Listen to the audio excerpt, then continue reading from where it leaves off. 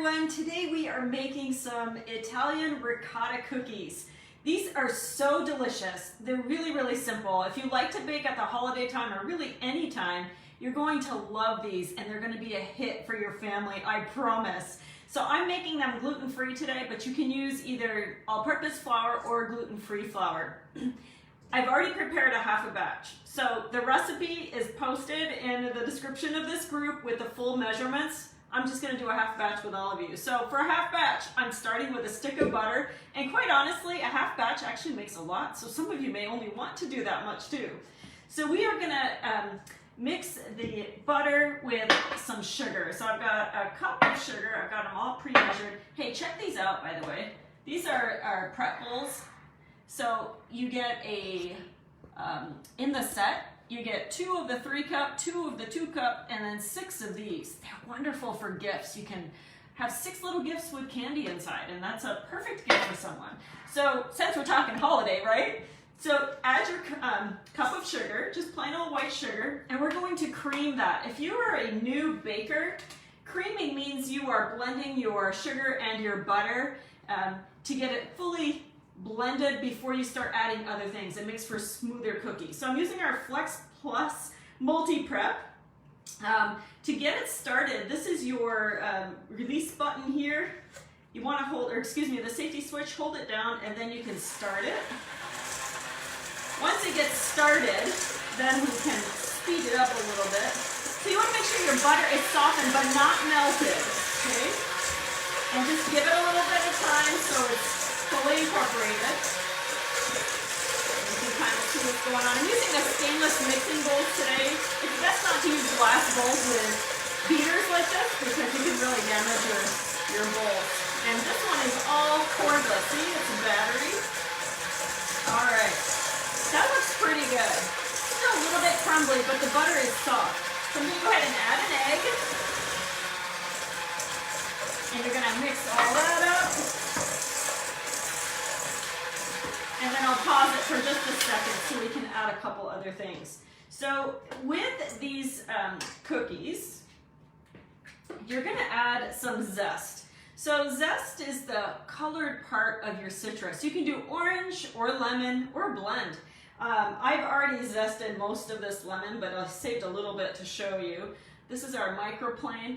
You don't want to get the white pith, that's bitter. So you're just going to add the colored part. And if you can see, it's really fine. So it just melts right into your recipe. So nobody's going to be biting into a chunk of rind. So don't do zesting like on a cheese grater. That won't work. Okay? So the zest of a lemon, I like it kind of lemony. So I like to do a lot. And then to put this away, there's a slider here where it folds completely. You can use this too for Parmesan. Okay, we're going to add some vanilla. For just a little while longer, our double strength Madagascar pure vanilla extract is available. It's only available during the holiday season while supplies last. It's so good. If you have our vanilla, tell us how much you love it. It's great stuff. Let me grab a measuring spoon here. Okay, so we need just a half a teaspoon. It's double strength, and if you like extra vanilla, go ahead and add it. It won't hurt anything. Okay, so when you're baking cookies, you add all of your kind of wet types of ingredients like what I just did here before you add the rest. But I'll tell you what's the rest because I'm going to add it all together. So I've got my flour here. Set this down. And then I have some salt and baking powder and baking soda. Now if you are using salted butter, you can skip the salt. But if you're using unsalted, you're gonna add the salt, and that's noted in the recipe. So for the sake of speed, I'm just gonna dump that right into the flour. Let's get this going, we'll mix it up, and then we're gonna even decorate them together today. So go ahead and whip it all up. Oh, we forgot the ricotta. You guys, remind me.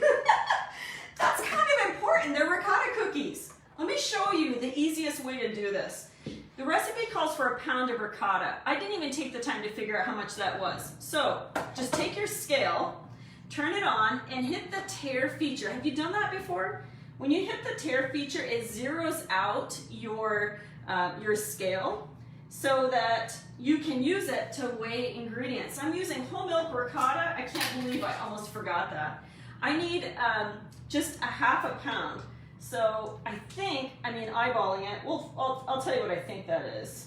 I think it's about a cup. I'm just guessing. So I've got 7.65, let's add a touch more. I think I got just a little too much.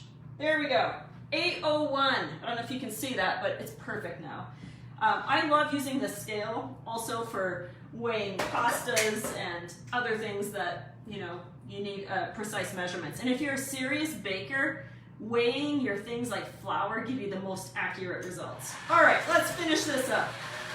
So that ricotta makes them really moist. And then you're gonna have extra so you can make lasagna, which I'll be doing with all of you next week. Okay, so get it all mixed up.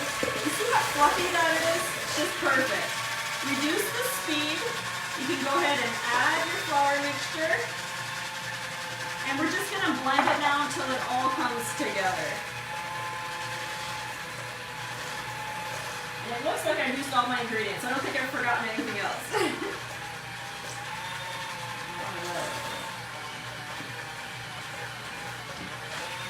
we go. Almost done. Now, if you want to get a jump start on these and you know you're going to make a lot of them for gifts, make your dough and then you can freeze the dough balls and then just pull them out the day you want to bake. This is done. Perfect. Okay, release the beaters, and we're going to use this with the other attachment for the frosting here in just a little bit. Okay. We'll clean that up in a little bit. Maybe somebody in your family would like to lick the beaters. Okay, let's put these on the baking stone. So you can see in the distance, I've got some that are done already. My baking stone is in the oven. My oven's at 350. Let's go ahead and pull that out. When you preheat your stone, when you're making things like cookies, that first batch turns out perfect. So if you don't have a stone, you can use a cookie sheet, use what you have. I love the stones because they give you perfect baking every time. Okay, so your choices when you are baking cookies, you can decide which size scoop you want. Most recipes will have you use the small scoop. I like a medium scoop for my cookies, and then the big one you can use for a giant cookie or for things like cupcakes or muffins. So you just scrape it up against the side of the bowl and you're gonna have uniform cookies every single time. So it makes it quick to put together. And I think one of the reasons why these ricotta cookies are so fun this time of year is that they don't take very much time to make. It's not like the sugar cookies that you need to roll out, which are fun too. I like making cutouts. But these are pretty fast, and they still have that frosting on top that lots of people love. So let's get a couple more on here. So this half batch fills up 2 stones worth, and I bake them with the, if you're using the small scoop, they're done in about 10 minutes. With the medium scoop, I find about 11 or 12 minutes is perfect. Okay, set this aside. Let's pop them in, and we'll be ready to decorate the ones that are already cool.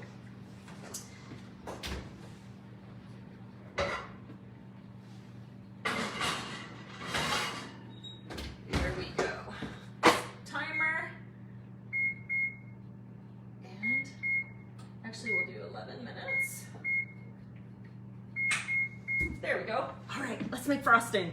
So, I first had cookies that were like this. Mike's family's Italian, and they loved Italian cookies anytime, but his grandmother used to make some, and a woman that I worked with when we lived in upstate New York used to make them too, and I think she used to call them Jeanette's. And now, if you know what those are, tell me if what I just did looks like that, because I've never made my friend Connie's recipe, but it reminds me of that. When I tasted it, it really tasted a lot like it. I'm remembering it from like 30 years ago, but they're absolutely delicious. So I'm using some whisks now to do our frosting.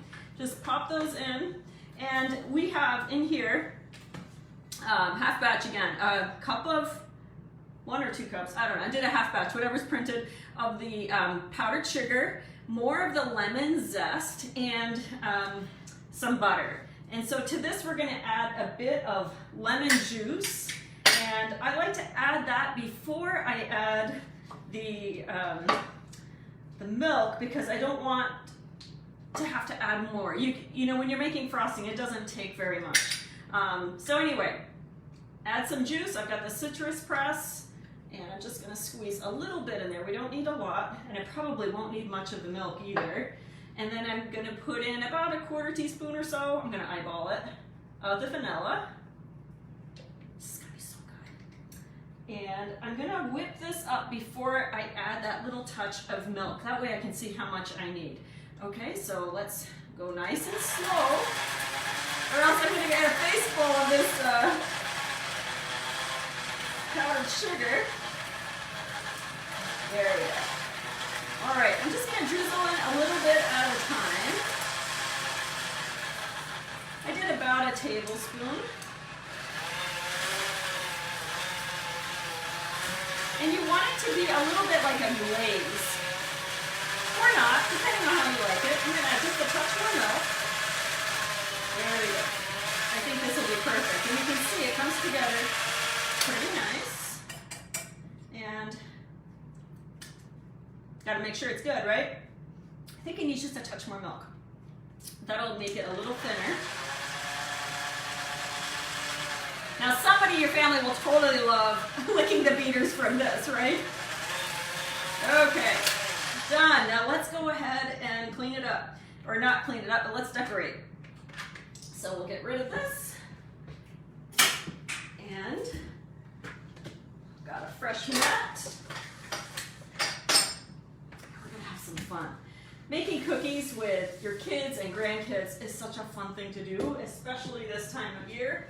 And they will love doing the sprinkles with you and all of the things, right? So these are the finished cookies, and if you haven't seen the bottoms of cookies baked on stones, they're perfect every time. Every part of the cookie is perfect. If you like them a little lighter, cook them a little bit less for less time. But super, super good. Let's go ahead and grab a little scraper. I'll use my mini skinny. And it's pretty simple, right? There's no fancy decorations. I'm gonna scoop this up. I'll frost over the bowl because it is kind of soft. And we'll do a couple together. So just like that. Once the frosting sets, you can stack them. When it sets, it'll be kind of dry. And I think you could freeze these very easily frosted. Just freeze them, you know, individually, like, you know, on a tray or something. And once they're firm, then you can put them into a bag if you choose to. All right, let's grab some sprinkles. I've got Christmas ones here. You can use whatever you like. I like to use the non-pourable style for these. And that's the ones that are like the little balls. And I have a mat underneath to catch all of the extra. So these are the ricotta cookies. And what I want to show you is what they look like inside, because they are super light and fluffy. And this one, of course, is not set. You should let them set first, right? Unless you like licking your fingers. But they rise up really tall, they're fluffy, and they're just delicious. I hope you'll try them out. If you know others that love Italian cookies, share this with them. Maybe they have their own favorite family recipes with tweaks, and I'm always game to learn more. So thanks for joining me today. I hope that you'll have fun baking cookies this holiday season. Take care.